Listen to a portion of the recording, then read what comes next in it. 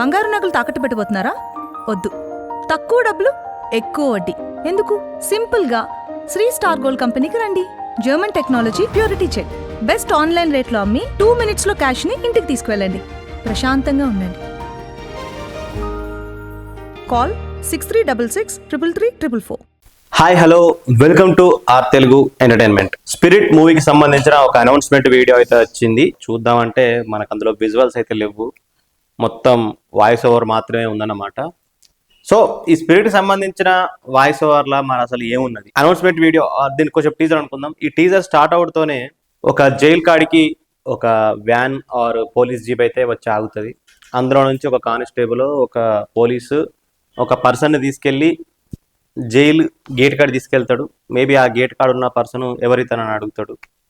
దాని తర్వాత ప్రకాష్ రాజ్ ఆ ఖైదీని చూసుకుంటూ మాట్లాడతాడు. వీడి గురించి నేను విన్నాను, ఆ యూనిఫామ్ ఉన్నా లేకున్నా ఒకేలా బిహేవ్ చేస్తాడట. అంటే అప్పుడు పక్కనే ఉన్న అంటే ఒక ఖైదీ పక్కనే ఉన్న పర్సన్ ఏమంటారంటే, సార్ వాడు వీడేంటి సార్, అతను ఐపీఎస్ ఆఫీసర్ కదా అంటాడు. తర్వాత పక్కనే ఉన్న ప్రకాష్ రాజ్ ఏమంటాడంటే, వీడిని మెడికల్ టెస్ట్ లా పంపించండి, బట్టలు కూడా తీసి చూద్దాం ఖైదీ గెటప్ లో ఎలా బిహేవ్ చేస్తాడు అని అంటాడు.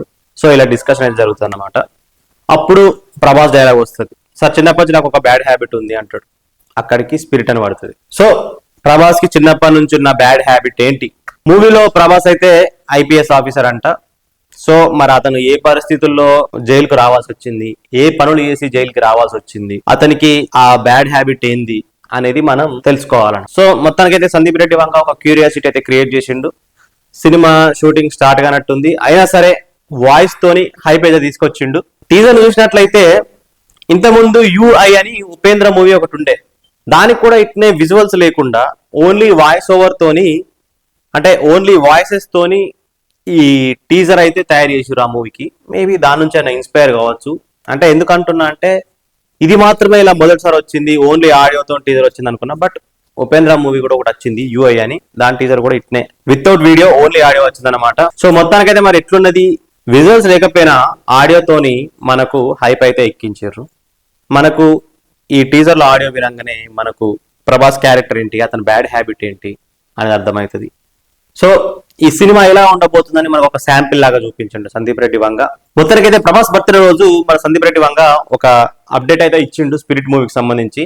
కాకపోతే ఫ్యాన్స్ బాధ ఏంటంటే ప్రభాస్ ను చూడలేకపోయినామని. కింద కామెంట్స్ లో కొంతమంది ఏమంటున్నారంటే, ఒక్క సెకండ్ అన్నా మా ప్రభాస్ ను చూపించలేదు కదా వంగ అని చెప్పేసి అంటున్నారు. సో ఫ్యాన్స్ కోసమైనా ప్రభాస్ ది ఒక చిన్న గ్లింప్స్, ఒక చిన్న విజువల్ చూపిస్తే అయిపోవు, బట్ ఆయన అయితే చూపించలేదు సందీప్ రెడ్డి వంగ. మొత్తానికైతే సందీప్ రెడ్డి వంగ ఇప్పుడు షూటింగ్ స్టార్ట్ అయితే ఏ 1 year కంప్లీట్ చేస్తారో, ఏ 1.5 year కంప్లీట్ చేస్తారో, సినిమా అసలు ఎప్పుడు వస్తుందో, థియేటర్ లో ప్రేక్షకులు ఈ సినిమా చూసి ఎప్పుడు ఎంజాయ్ చేస్తారో, ఇలాంటి అప్డేట్ల కోసం మనం ఇంకా వెయిట్ చేయాలన్నమాట. మొత్తానికైతే ప్రభాస్ ఇంకా సందీప్ రెడ్డి వంగ కాంబినేషన్ గురించి చాలా హైప్ ఉంది. ఫ్యాన్స్ చాలా ఈగర్ గా వెయిట్ చేస్తున్నారు. ఎందుకంటే సందీప్ రెడ్డి వంగ సినిమాలో హీరో కొంచెం యారగంట్ గా, ప్రతి దాంట్లో టాపర్ గా, టాలెంటెడ్ గా ఉంటారన్నమాట. సో ఇప్పుడు ఈ జనరేషన్ కి ఒక అర్జున్ రెడ్డి, ఒక యానిమల్ లో రణబీర్ కపూర్, ఇలాంటి పాత్రలు అనేవి బాగా కనెక్ట్ అయిపోయింది. చూద్దాం మరి ఈ మూవీ ఇంపాక్ట్ ఎట్లుంటుందో, ముందు ముందు ఈ మూవీ అప్డేట్స్ ఎట్లా వస్తాయో.